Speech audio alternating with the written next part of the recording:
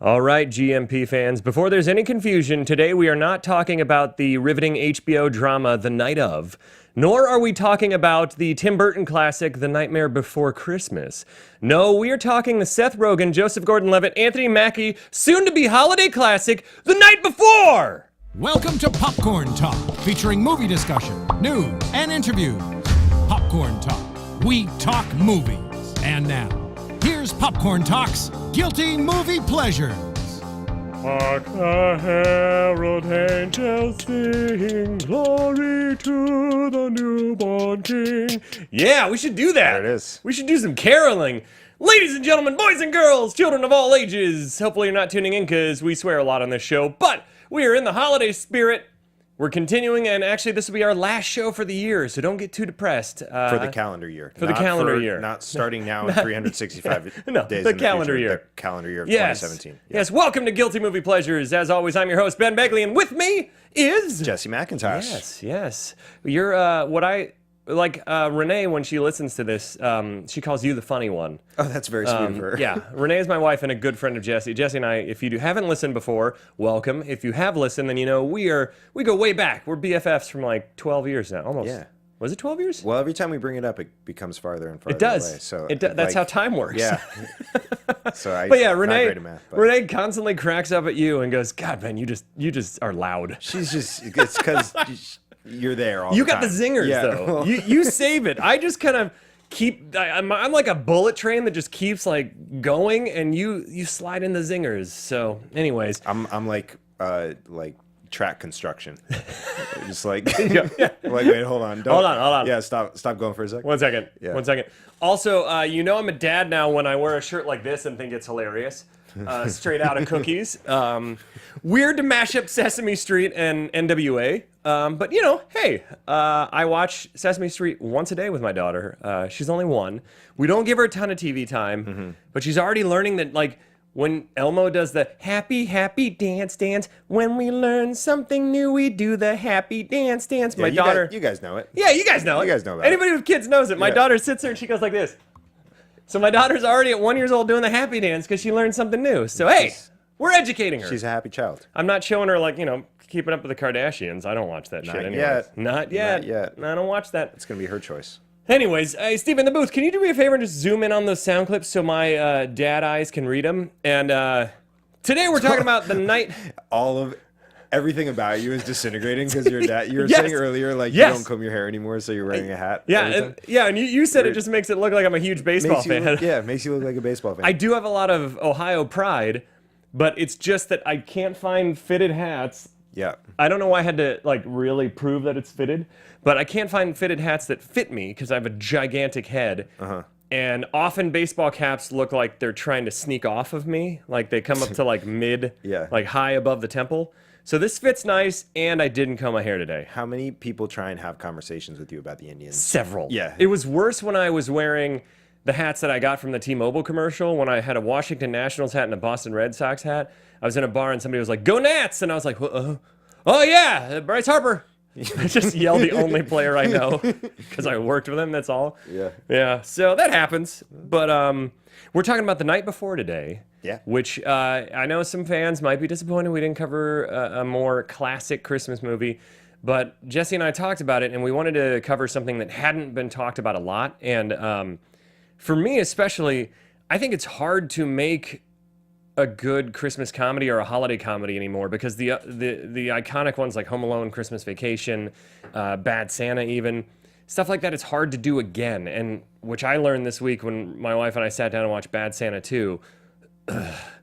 I am not prude by any means, but there were jokes in that movie that made my skin crawl. Yeah.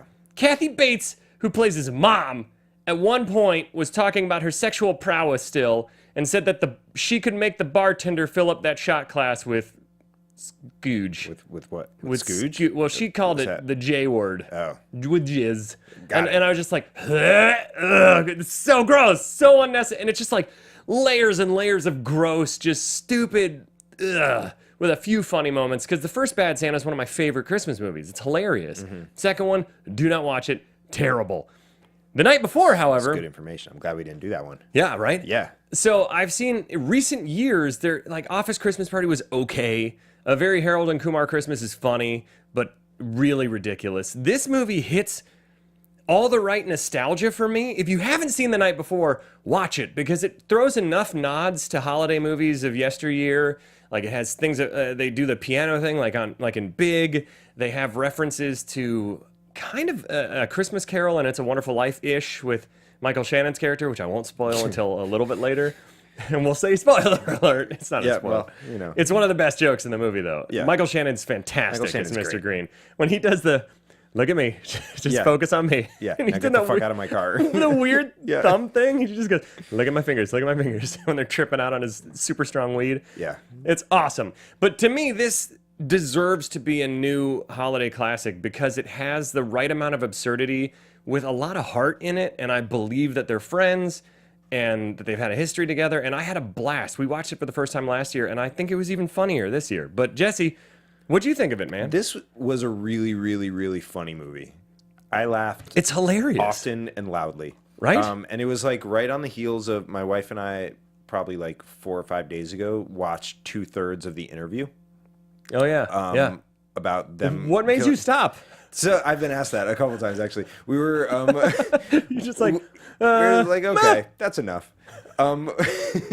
No, we were about probably like a quarter, a third of the way through, and my wife was like, some parts are really funny, Yeah. and some parts are not. It's not. And I was like, it's okay. yeah. I was And they like, go okay. to really gross, stupid. They go to dumb humor real fast in the interview. Like, isn't there something where like they're a rocket up the ass or something? There sure is. That was in the general vicinity of the time we turned it off. But Yeah. we hit like a natural point of like, oh, I have to get up to like get food, or like, I don't know. There was something else we were doing. Well, and if then, it was you probably had to pee with your hummingbird bladder. I peed a couple, but I don't leave when I'm at home, I just diaper.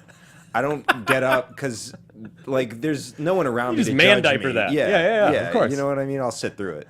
But I like they said man diaper, Yeah, as if man, there's a that's difference. right, yeah. It's super manly. it's burly. It's made out of steel. It's not absorbent at all. No. It actually just sort of rolls off. It's It's like a chastity belt, but just for men. It's very uncomfortable, and the pee just rolls right like off. chainmail. It's made out of chainmail, so it's more manly. It's a work in progress. yeah. But yeah, I think we were just getting food or something, and like we came back to it, and my wife was like, "What do you think?" Yeah. And I was like, "Well, it sounds like we're done, so that's fine, we're done." Renee and I did that throughout Bad Santa 2 about 4 times. Yeah. I kept being like, should we watch something else? And she's like, well, I want to see where it goes now. Yeah. It doesn't go anywhere. Right. Spoiler alert. Oh, well, Anyways, what were you saying now? But so juxtaposed with that, which was in parts it's like the same funny team. and in parts really not. Yeah. Yeah. This was hilarious, and this made me laugh a lot. And like Seth Rogen just being like super high, Because that can go one way or the other. Yeah, That and- could get annoying real fast. When you have to sustain being high or drunk for an entire...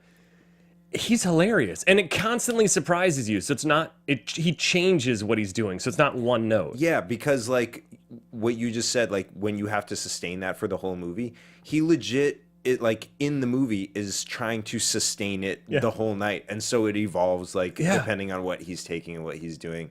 And it was like such a gimmick up top. Yeah. And then it turned into some of the funniest parts of the movie as we went through. When he's in the limo and he's like, you're acting weird, dude. And he's like, how about now? And he like chews on his glasses like a pipe. And he's like, he no, keeps making weirder. New poses, and he's like, "How about now? How about now?" So much of his jokes are visual. You have to watch it because I have never seen a perform. This might be a bold statement, but I can't think of a performance where someone is tripping balls the entire. Maybe Alan Tudyk in Death at a Funeral was really funny too. And then, but it's hard to come by. Pineapple Express, they were high, or like Yeah, James but- Franco was yeah. high through the whole thing, but like, But escalating versions of completely Yeah. tripping your.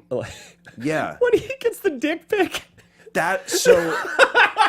I had written down sound cues and I had enough, and then as I was going through it, I was like, man, we should just pull the entire dick pic evolution. Yeah. And so we have that whole sound clip. Do we? Yeah. Dick pic. Let's just play. Where'd it go? You know what? While we're here, it's sexting. Number Clip number 9. 9. So what? Just to set the stage for this, they're at Anthony Mackie. I know we're jumping way ahead, but we're already talking about dick pics, so we might as well do it now. They're at Anthony Mackie's mom's house for dinner, and they're all sitting down there. Seth Rogen is tripping balls, and he's accidentally switched phones with Mindy Kaling's character Sarah. because cocaine bled into her drink, and she freaked out and grabbed his phone because they both have the same iPhone.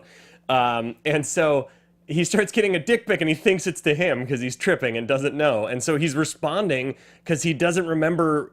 He's like, oh shit, I should save last names, and let's just play it. And before we get into it, just like the earnesty with which he's like on board with what's going on. And you see full on dick. Yeah, like you see it's a bunch of dick pics. That's why we couldn't play the video, because I don't know if Popcorn Talk allows dick pics, but we'll tweet it out. We'll tweet. No, we won't. No, but we'll listen to the sound play clip clip number 9. A dick? There's someone named James. His name's in my phone. I must know him. Who is he? Do I like it? What does that mean? Oh man, maybe it's James McFoley from work? Holy shit. This guy's a grower and a shower. Do I like it more now? Jesus, I mean, it's a dope dick. That's a dope dick. That's what he types. It's a dope dick. Do I want it? Who wouldn't want a dick that looks like that? That's what he's typing. Do I want to suck it? Oh, man. I'm gonna start putting people's last names in my contacts. No, I've never sucked a dick, but... Well, if I'm being totally honest with myself. So he's typing, I once touched a guy's dick at summer camp. Yeah. Damn it, why'd I tell him that? This James guy's just so easy to talk to. I told him too much. Man, I guess that settles it. Isaac Greenberg is sucking his first dick tonight. It's so good. And that's how it happens. It's so good. Yeah. Oh, shit. It's hilarious. And then the payoff of this joke, when they finally get to the party to end all parties, James Franco shows up. Yeah. And he's like, oh, you saw my dick? And he's like, yeah, you got a nice dick. He's like, oh, thanks, you're really hairy. And like, he starts like, he's basically insinuating that he wants to have a threesome with Seth Rogen and Mindy Kaling. And it's a hysterical sequence. And it definitely evolves into him being way more interested in Seth Rogen. Yeah. And then Mindy's like, I think you might be gay. And he's like, not tonight, I'm not. And she goes, good enough. Yep. And it's so funny. And the jokes pay off. There's callbacks. It's just, this movie, to me, is not guilty. I just wanted to talk about it because I think it's hilarious, and I don't think enough people have seen it. It also has like really strong performances. Yeah. From people who aren't just like there are a lot of comedians who are good performers. Yeah. But these are performers who are funny, and it just gives it a different dimension. It's not just like people out there trying to do one-liners and improv jokes and have just like... It feels very focused, even though it's... Because a lot of these movies can get very riff heavy, where it's just like... That's why anytime I see a comedy and they're like unrated cut, I'm like absolutely not watching that. Because anytime you watch the unrated cut of a comedy, it just bloats the runtime, and suddenly towards Act 3 you're like, how much fucking longer is this? Yeah. Like anytime a comedy's 2 hours and plus, what are we doing here? Right. Hour 40 max. Right. Because what it turns into is like, we're talking about something serious. One person misspeaks or gives you like a weird, weird direction, and then we have a minute-long conversation about that thing, to do with anything. which has nothing to do with it, and then we somehow veer back to what we were talking about. And what were you saying? And I was just gonna say, like, that too many times over the course of a movie, like, completely ruins the rhythm of it, and it completely overdoes what they're trying to accomplish. Which is the big difference between, even though I thought This Is the End, which is by these guys too, was really funny, I think The World's End is a far superior film, which is the Edgar Wright film. They're both dealing with the apocalypse, but the World's End has very specific A, British humor, but B, it has specific jokes that lead to a payoff, where This Is the End is just a bunch of funny dudes riffing. And that's a perfect example of like, where it works some of the time, but then sometimes it gets like, oh Jesus, just move on from this improv riff you're doing. But a good example of when they really they have heart in this movie too, which I think is important for a holiday movie without getting schmaltzy. It deals with a really heavy subject, which is that Joseph Gordon-Levitt's parents die. Yeah. 14 years ago, they get hit by a drunk driver, and they've been doing this Christmas tradition ever since on Christmas Eve. And they go to Rockefeller Center, they go eat Chinese food, they go, they wear all these specific sweaters, they go to do karaoke. And they do the piano FAO thing shorts, at FAO Shorts. Mm-hmm. And it really grounds it in this like we were talking about last week with Fanboys, with the, we didn't need that cancer shit anyway, that Harvey Weinstein. You did need something to ground it. And even when they go to the flashback later on, and it's right after Joseph Gordon-Levitt's parents have died, and he's packing up his stuff, and they come in, and they're doing what friends try and do, which is like try and cheer him up, but not really directly talk about it. Specifically, guys do this, where like they don't directly talk about it, and then he breaks down, and it's a really touching moment. And then Seth Rogen's about to smoke weed, and they're like, "You can't smoke in here," and he's like, "I guess now we can more than right." And he's like, "Oh shit, we can." And it's like that felt really real to me, and they didn't undercut it by trying to do some kind of stupid joke there. It felt like real friends, and specifically how guys deal with loss with each other. 100%. So we don't know how to handle it. When it's the second like one of your guy friends, it's just like, you all right? You want to talk about it, dude, or you just want to play video games? Yeah, just them. And that's coming exactly over, what they do. Totally. Go to Nintendo 64 and play GoldenEye. Yeah, and just being like awkward and like you said, not talking about it, but also like not addressing the tension and not like, but sort of recognizing that there is tension. Yeah. Like that whole dynamic there was super appropriate, and it like it really grounded the movie and grounded like the central issue of them trying like what the problem for Joseph Gordon-Levitt was, that this is all ending, and they all have arcs in this movie too. Yeah, Everybody has a yeah. great character arc. Yeah. Yeah. So hey, should we do the plot in under 3 minutes now that we're 15 minutes into the show? Let's do our best. Let's do our best. Yeah. My chair just sunk down. Whatever. Okay, so we start off with a prologue, voiced over by Tracy Morgan, explaining everything that we just explained, where Joseph Gordon-Levitt's parents died, Ethan is his name in the movie, and how they've done this tradition, and now this is the last year because Anthony Mackie, Chris, is too famous as a sports athlete, and Seth Rogen, Isaac, he's married and he's gonna have a kid, so it's done. So they're gonna go one last night, and Joseph Gordon-Levitt is working at this job. He's a caterer dressed as an elf, and he finds the tickets to the Nutcracker Ball that they've been trying to go to for 14 years. Yep. So then he goes over to Seth Rogen's house, and they're having family over, and we find out that Seth Rogen and his wife are about to have a baby, and this is the last time for him, and he doesn't. Him and Anthony Mackie. Yeah. I don't know why I keep saying Christopher, but What's his name in the movie? That's why. Him and Anthony Mackie don't know how to break it to him, or like don't know that he's going to be doing okay with it, but they're like, all right, let's go. And so they head out and they go. They have this limo, and it's sponsored by Red Bull because Anthony. The limo driver's hilarious. Yeah, the limo driver, the Nathan for you guy. Super awkward dude.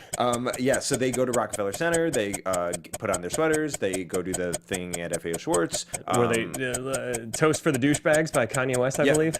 And then they go do karaoke, and they run into Mindy Kaling. They sing Holiday in the Run DMC song. Yep. Yeah. Oh, and they run into Mindy Kaling, and Seth Rogen's already done a bunch of shrooms. He does a bunch of cocaine in the bathroom to try and level himself out. Yep.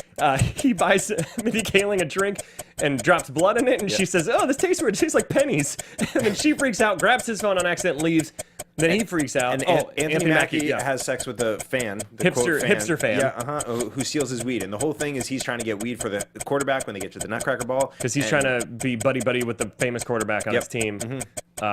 Shit. So he realized they don't have it, so they go back to his mom's house to wait for the drug dealer. And then, Mr. Green, Michael Shannon.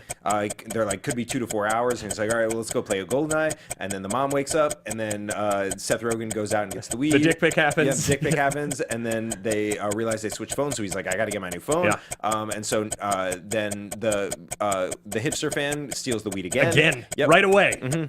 And then they go and Nathan for you does a car chase, and then he gets hit, and he's like, "I'm still stupid. I'm fucked up." He gets really sad about it, and then Anthony Mackie goes and she Hans Grubers him and jumps off and falls into a thing of trash and runs off, and then Joseph Gordon-Levitt gets beat up by 2 drunk Santas, and then Seth Rogen finally sees his wife and goes to church with her and freaks out because he's like, "You think we did that to Jesus? We didn't do that," and he pukes, and then they end up all at the Nutcracker Ball where Joseph Gordon-Levitt's trying to win over Betsy, the girl that he broke up with because he wasn't ready to commit, and he proposes to her with Miley Cyrus singing Wrecking Ball. Oh God. She says yes, but then she says no, and Joseph Gordon-Levitt's bummed out, and Mr. Green says, "This is my party. Love is in the air. Yeah. Your friends love you." And then he decides, "I'm going to go and apologize," and they do, and then everything turns out okay. And they're all together a year later. Yay! I like that we had the boom boom, the Law and Order.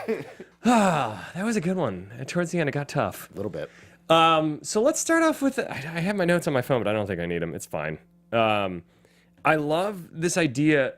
The one thing this movie does, which is the same thing The Hangover does for me, is ruin real life parties. You know, like The Hangover ruins real life bachelor parties in Vegas. Where like after I saw The Hangover, I think I may have said this on the show before. Shortly after that, I went to a bachelor party in Vegas, and all it ended up being was I got super drunk, lost a lot of money, somebody random got in our limo for a little while and just mooched a ride.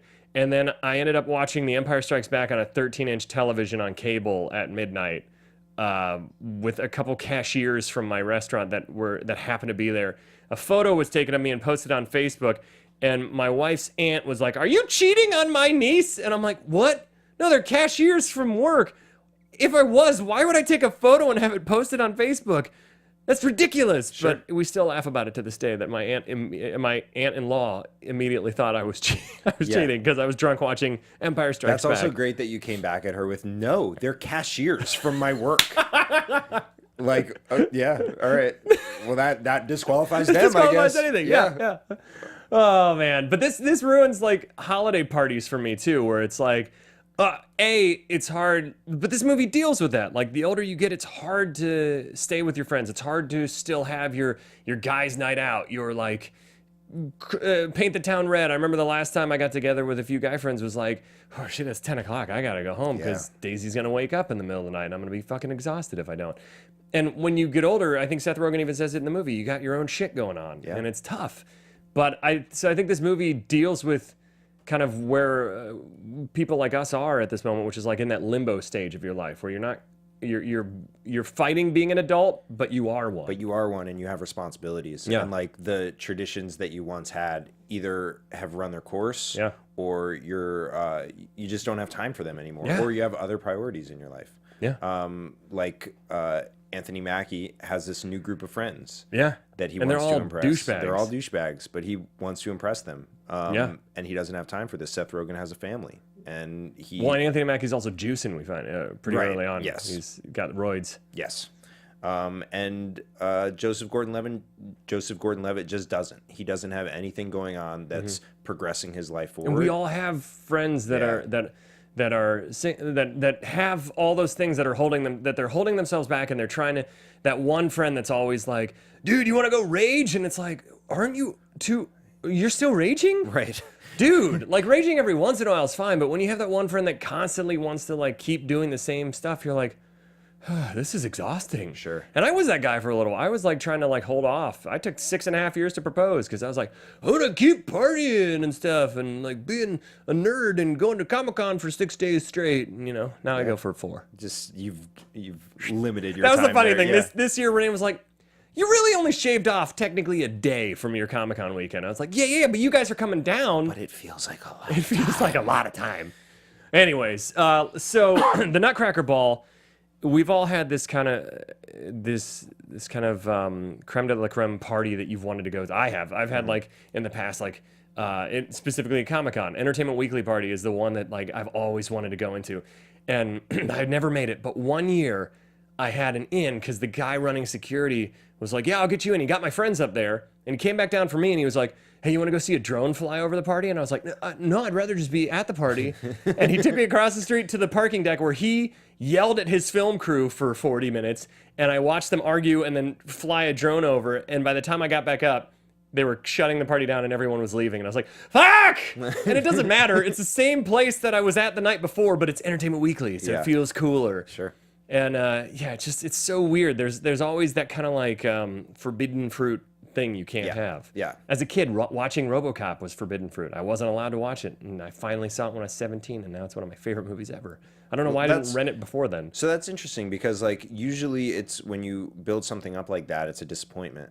But they didn't make it a disappointment in this movie. They made it like Nutcracker the Ball is greatest thing. awesome. Yeah. It's awesome. So let's get into, I love Joseph Gordon-Levitt's elf face. Yeah. So he's working as an elf catering, and the guy's like, "You need to have more, be an elf." And this is where they do a really good job of making it a quick little bit. Right. Because it could have gone on forever. But it's like it's like a 3, comedy is good in 3s, and I think they do it in 3, where he's like, elf face, and he's like, more whimsical, even more whimsy, and he's like, just like that, and it's perfect. Yeah. And it sets up that this party's full of assholes. So when he steals the tickets from that guy who's like, "This is a very expensive coat, make sure nothing happens to it," and you're like, good, steal from that asshole, who cares? And so he gets the tickets right away, and then we're introduced to Seth Rogen and his family. And they cut a scene from this that was in the trailer where he's yelling "Wu-Tang Clan ain't nothing to fuck with" to her pregnant belly. Oh, interesting. Which would have been amazing. That's I will say having a pregnant wife, though, that when he comes in and goes, wow, you're so huge, happened all the time. That was such a funny exchange. All the time when Renee was pregnant. We were at Target, and this nice old dude was working, and he was like, wow, you look like you're about to pop. Because my wife, when she was 6 months, hit like the max, and then pretty much stayed that way. But at 6 months, no pregnant woman wants you to say you look like you're about to pop when she has 3 months to go. Yeah. And everywhere we went, I'd just be like, no. Don't say that. Don't say that. Why would you even acknwledge it to a stranger? Like, that's so strange. But just like him going in and being like, "Wow, you look so big," and then be like, he's like, "No, you don't. The baby looks big. I don't know how the baby's gonna fit through where." It's okay. Like, because it's so his real. backtracking was so nice. So everybody who doesn't have a baby or who doesn't have friends that have been pregnant, they say that stuff. One small loophole with the tickets, which I call bullshit on. Yeah. Who has 3 tickets? Especially he had 2 people there. Yeah. It was just him and his wife. Who has 3 tickets? Not a single person. They're going to the Nutcracker Ball in pairs. Yep. That's all I'm saying. He got a +1 to his 2 party. I guess. I don't know. I guess. So then his wife gives Jillian Bell, who's hilarious in this movie. And she's somebody who, if they let her riff too much, can get on my nerves a little. Like, I saw A Rough Night, and that movie's a rough movie, which sucks because I love all the comedians in it. But she's definitely one of those people where if you don't rein her in, she can kind of go off on a tangent. But she's hilarious in this movie. And she gives him this box of drugs, and it's filled with cocaine, Molly, mushrooms, other things I don't know. Let's hear Seth Rogen describe it. Oh, yeah. It's every single drug in the whole world. It's every single drug in the whole world. The whole world. So I recently got my medical card because I have anxiety issues, and I got CBD oil, which is just the cannabis oil, and it really mellows you out. But when I went into the doctor's office, the person leading me in, I was like, so what are you guys selling here? And she was like, It's every single drug in the whole world.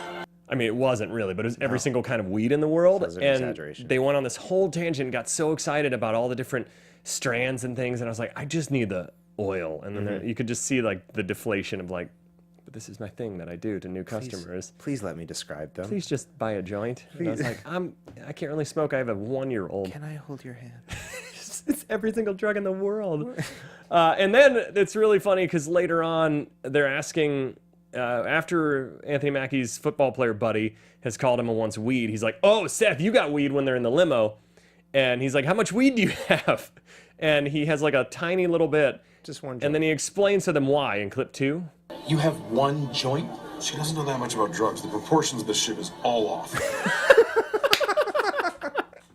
It's just like from what I gathered, it was a shitload of cocaine and a shitload of mushrooms. Yeah. And then everything else was just kind of, or at least very potent cocaine and mushrooms. I can't imagine. Well, and she does a thing where he's like, "Where did you get all this?" And she's like, "Craigslist." I forgot about that. Yeah, she's like, I just searched drugs NYC or something like that. How resourceful. Yeah, but it's.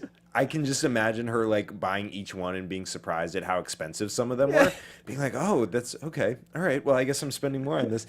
It's like $5 for the weed and $1,000 for the amount of shrooms. I don't even know that how I much want. anything is. I don't know, but like if it's disproportionate, I would imagine the cost is also I disproportionate. wonder how much that box of drugs cost. Probably a bunch. I love it because that could be such a stupid joke to be like every drug in the world, and you're like wah wah, and it's so good. It's also like this could have been a huge problem in the movie because two of the 3 main things that are going on are that Seth Rogen is tripping out on a variety of drugs, and that Anthony Mackie needs to buy a drug, and so like they have to reconcile that in some way because if he just has a box of all the drugs, then he would just give him the weed. Yeah, but they needed a way early on to just be like, they needed more weed. We need more drugs, even though Seth Rogen has all the drugs. And they also ground it in character arcs where like Anthony Mackie's doing it because he wants to impress these guys, and he's living this lie, and he finally at the end realizes that he needs to fess up to himself, his fans, his family, and his friends.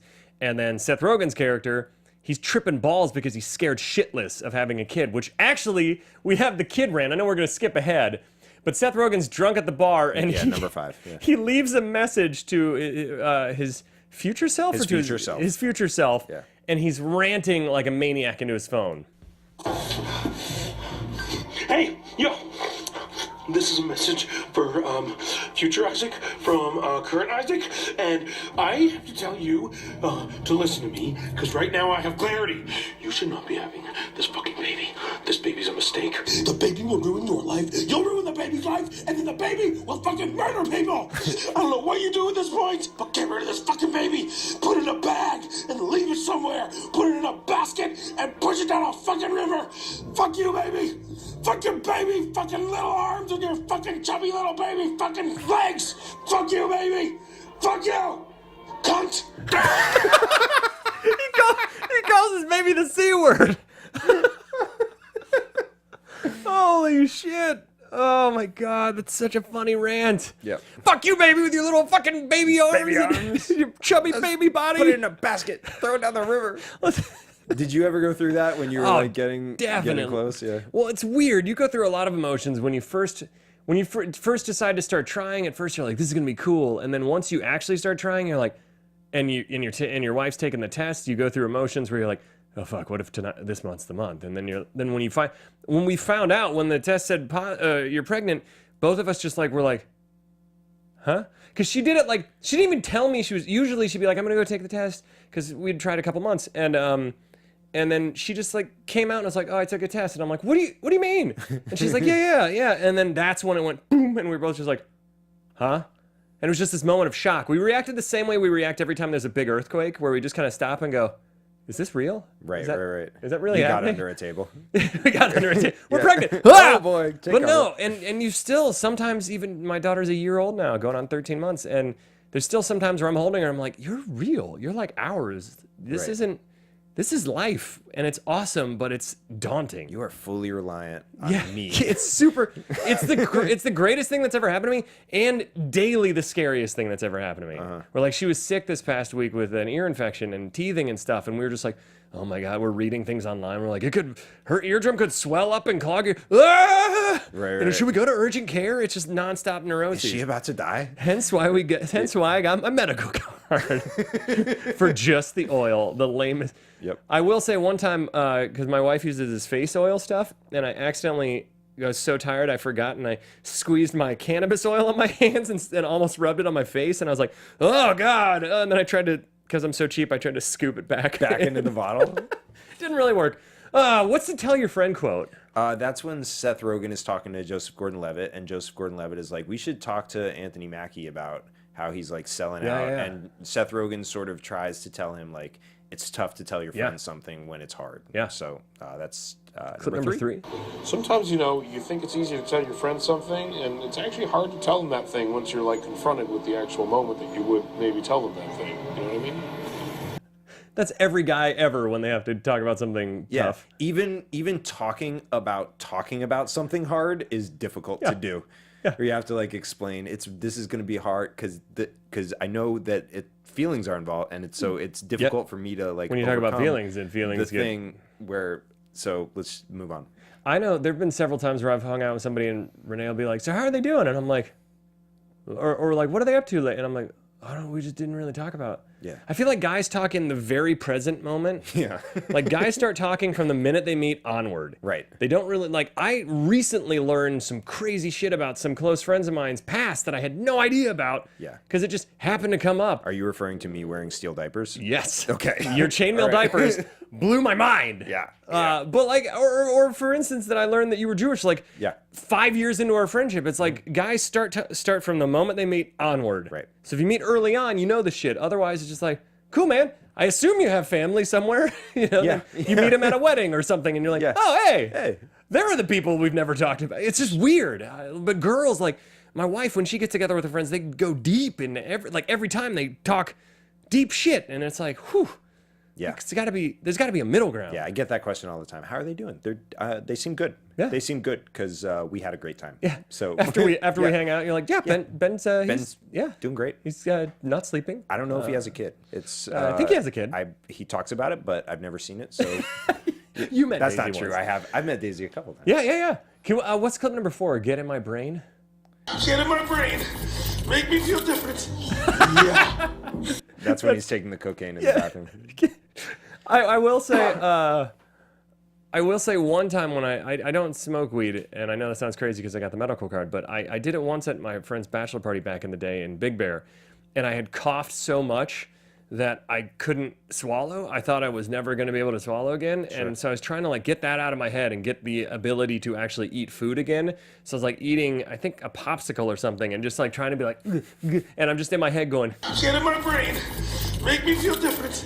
Make me feel different. I was trying to get that positive thought in my brain, and it finally happened. And it worked. But I had a quiet breakdown. I went out, I snuck out from the party, went in my car, shut the door, and just like ate popsicles. Oh, wow. That was a weirdo. It was a weird moment. That's a strange experience. Super strange. So this is actually a true story. But a buddy of mine on our floor freshman year of college, he had never had anything to drink, and he decided a couple days into school, I'm gonna have a few drinks. And so I think he did shots. And so it came on pretty quickly. Yeah. And from the moment he got drunk, he was like on our floor, and he was like sort of writhing on the floor. And I just have a vivid memory of him being on the floor, like whining, I just want to feel normal again. Oh, yeah. And it's so like, there's nothing you can do. You just have to like ride it out. Yeah. So that's exactly, you got to ride it out. Yeah. It's sort of, that made me think of that. Get in my brain, make me feel good again. Make me feel good again. Oh man. Let's see. So basically they go to this bar where I think it's Betsy is God, why am I forgetting her name? Lizzy Caplan's name. Lizzy Caplan. Lizzy Caplan, she plays Joseph Gordon-Levitt's ex. They're at the karaoke bar singing Run DMC. They run into her. There's this hilarious moment, like we said, with Seth Rogen bleeding in Mindy Kaling's drink, which is disgusting. But when she says, this tastes weird. It tastes good. It's different. It's like, it tastes like pennies. It's just like, that's such a vivid taste to me. What blood would, I assume, taste like in a martini. Sure. And she freaks out. They leave, like we said. But then there's the huge... Joseph Gordon-Levitt and Lizzy Caplan have a really fun banter with each other where she says she's dating two guys with huge dicks. And can we play clip number 6? Me? Yeah, I'm bringing just these two guys that I'm kind of dating with really huge dicks. They've got like enormous, almost novelty size dicks. I've been seeing a girl with a huge vagina. I've seen a girl with a huge vagina. Fuck. Because then he doubles down on it. He was like, no, not like your vagina was like just... It's just, to me, in that moment, it shows that they have history, that they have... It shows their relationship, that they have a jokey past, that they have a comfortability with each other. Yeah. You know, it's that kind of stuff that it is vulgar, but it gives character backstory. And that also there wasn't, like, they had a breakup, and but it wasn't an angry like insult throwing. He just didn't want to. He just was afraid to commit. They sort of drifted apart because of ideological differences. Yeah. But they have never they both still obviously have feelings for each other because there's immediate banter. When Absolutely. They come together, yeah. And then we meet Mr. Green, aka Michael Shannon, who to me is the funniest character in the whole movie. He's great. He's a super deadpan. Did we pull any clips from him? I don't know if we did, but we put number. No, I don't. Number 13 is the only one we have from him, but that's our. Oh, that's no. one. We'll wait. Because he's so dry and deadpan, but hilarious. Yeah. And he's just the perfect weirdness of like a drug dealer who used to be their teacher. And he's like, man, I remember teaching you kids. You're doing all right. I'm proud of you. And he's like, this is the weed of Christmas present. And that's when he's like, that's what he does. He goes, you're in the present now. Look at my fingers. You're in the present. I fell off the couch laughing because it's so weird. It's just like, you're in the present now. Look at my fingers. And he's like, Anthony Mackie's like, then isn't all weed the weed of present? The weed of Christmas present? And he's like, only on Christmas. So good. Every exchange I want a whole movie of Mr. Green. And I want Michael Shannon to do more comedy because he's fucking hilarious. Let's see. So then they go to Anthony Mackie's house. They play GoldenEye. On their way up to the apartment, Anthony Mackie's telling them, you can't wake my mother up, don't touch anything, and Seth Rogen says clip number 7. But I love touching things. He just loves touching things. I was when I was super drunk in my limo bachelor party, I had somebody give me half a weed brownie, and I was falling asleep, and I got two. The audience may know this already. I got two. Tom gave me 2 5-hour energy drinks, and I was super hyper and crazy, and I went running into Dames and Games where it's like a topless sports bar. And the first thing that happened was the manager was like, "Hey, you seem pretty fucked up. Just so you know, this is a classy joint. There's no touching things." And I just went like this. I said, But I love touching things. and they're like, "Yeah, but you can't. Right. It's classy. Right.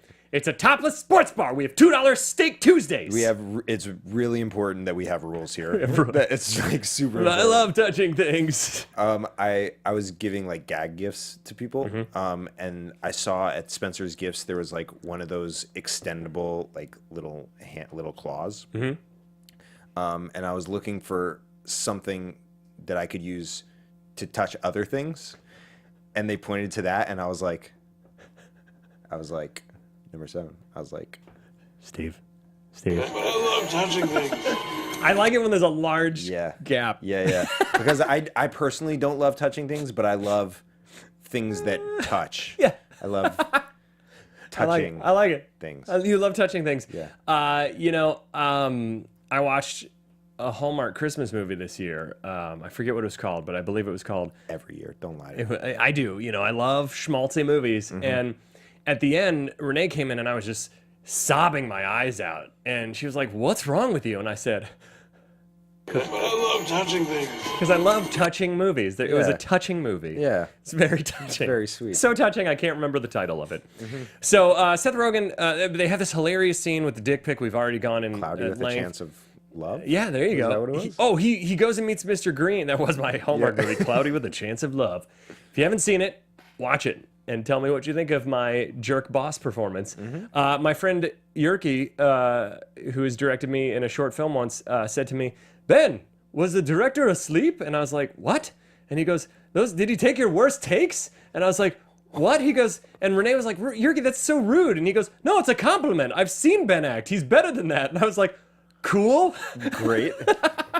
The weirdest backhanded compliment ever. And then he turned to Renee and he was like, "You're about to pop." Exactly.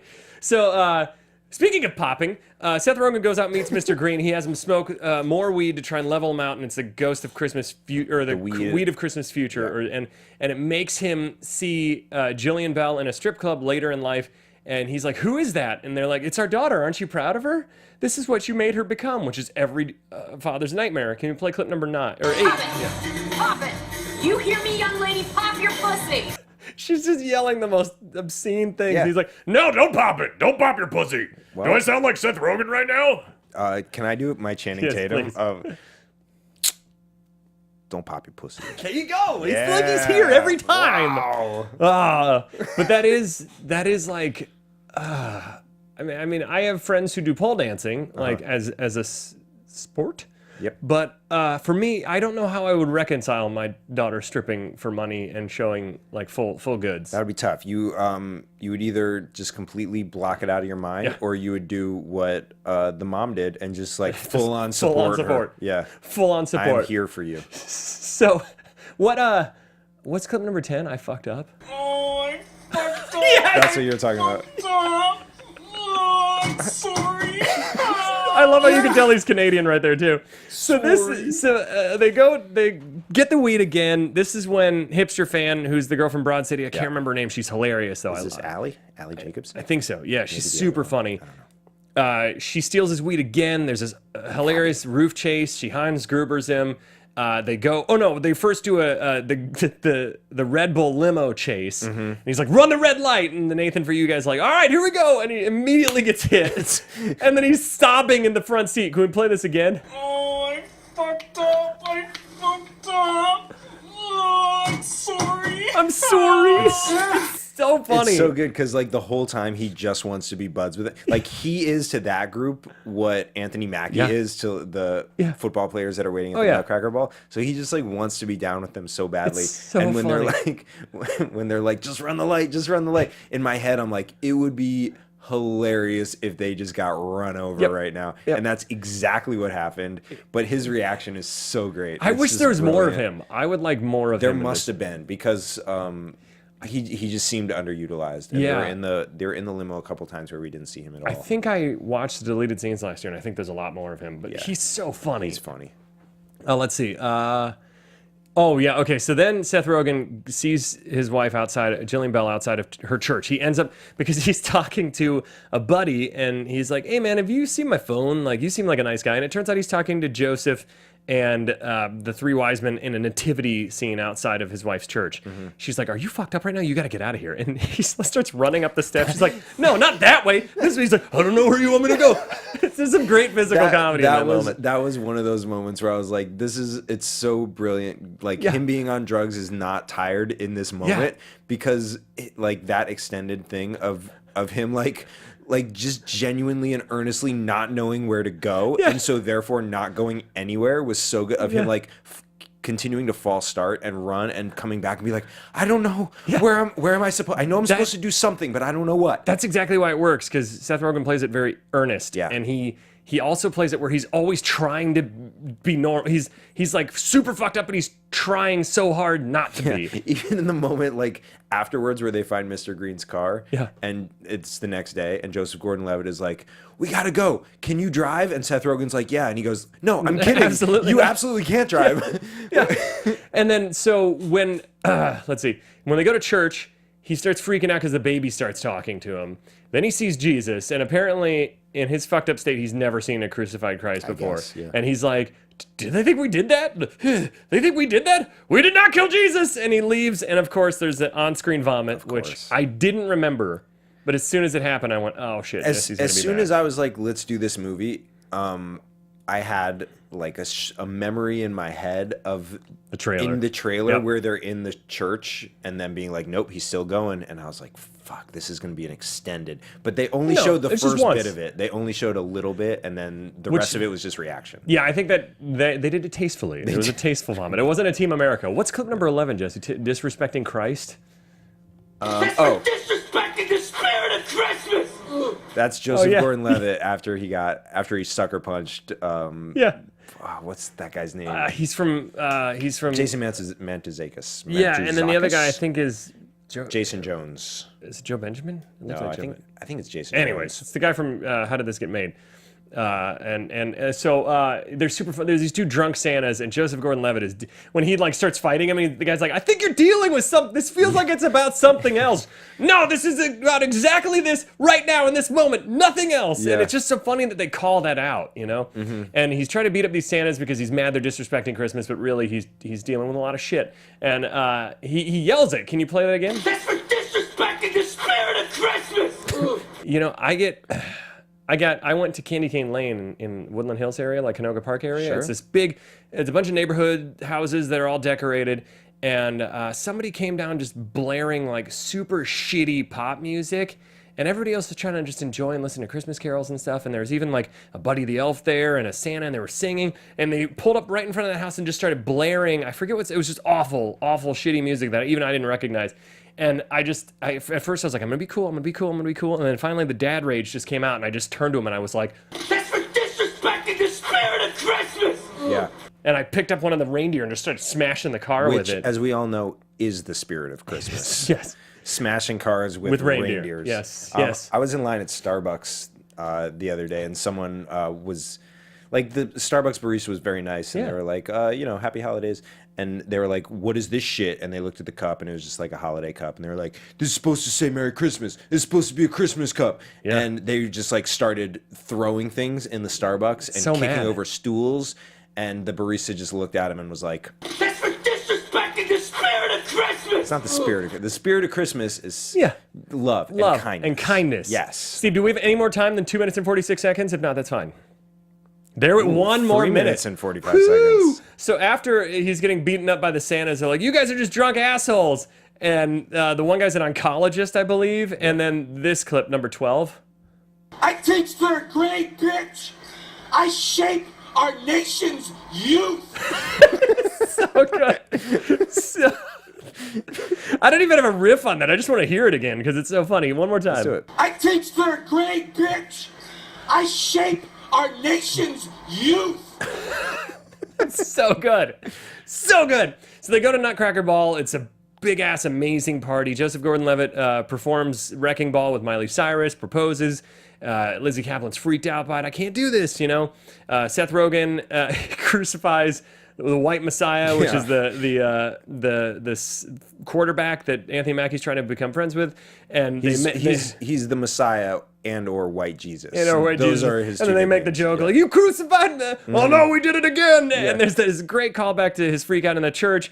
They get kicked out of the party. And they end up reconvening and realizing, that it's hard to be friends when you're adults. And they have this cool reconciliation with each other. And then you think Jillian Bell's pregnant. They run to the hospital. It was a false alarm, but Seth Rogen's still tripping, and he has a dinosaur face. She has a dinosaur face. And then the reveal, spoiler, of Michael Shannon, funniest joke in the movie, is when after they take his car and drive off, he says, "Well, I guess I earned these now," and it's a It's a Wonderful Life reference. He sprouts angel wings and shoots up into heaven, and you're like, "What? What the fuck?" But it's so good because there's a whimsical feel to this movie, Sure, and so it works that moment. Well, it's so funny. All the like music behind it. We've heard it in a couple of the sound clips, like it's like Danny Elfman-ish. Yeah. Uh-huh. I love that moment. But before then. Yeah, so our sound clip, they're on the roof, and Mr. Green is talking to Joseph Gordon-Levitt, and he's like, "How did you like Miley?" And Joseph Gordon-Levitt was like, "Yeah, she was good." And Mr. Green responds with number 4. Ethan, you and I both know Miley was flawless. It's so good. You and I both know it. So we reveal a year later, they're all together. Lizzy Caplan and Joseph Gordon-Levitt are back together. Everybody's happy. They've all kind of reconciled with their demons and grown up. And then we reveal that Tracy Morgan is Santa telling this story to his elves, and Mr. Green who's hanging out in Santa's workshop. And it ends on this hilarious like throwback storybook ending. And that's it. This movie is hysterical.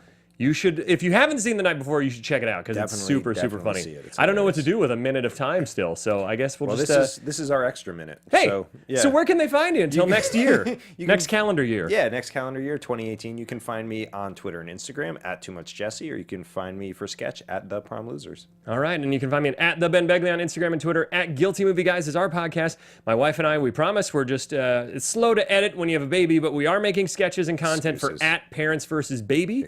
Check that out at Parents vs. Baby. And until next year, guys, hey, have a happy and healthy and safe holiday season. Enjoy the rest of this calendar year. We'll see you back in January, where I'm sure there'll be some guilty movies to talk about. Until next time, what is your guilty movie pleasure? From producers Maria Menounos, Kevin Undergaro, Phil Svitek, and the entire Popcorn Talk Network, we would like to thank you for tuning in. For questions or comments, be sure to visit popcorntalk.com. I'm Sir Richard Wentworth, and this has been a presentation of the Popcorn Talk Network. The views expressed herein are those of the hosts only and do not necessarily reflect the views of the Popcorn Talk Network or its owners or principals.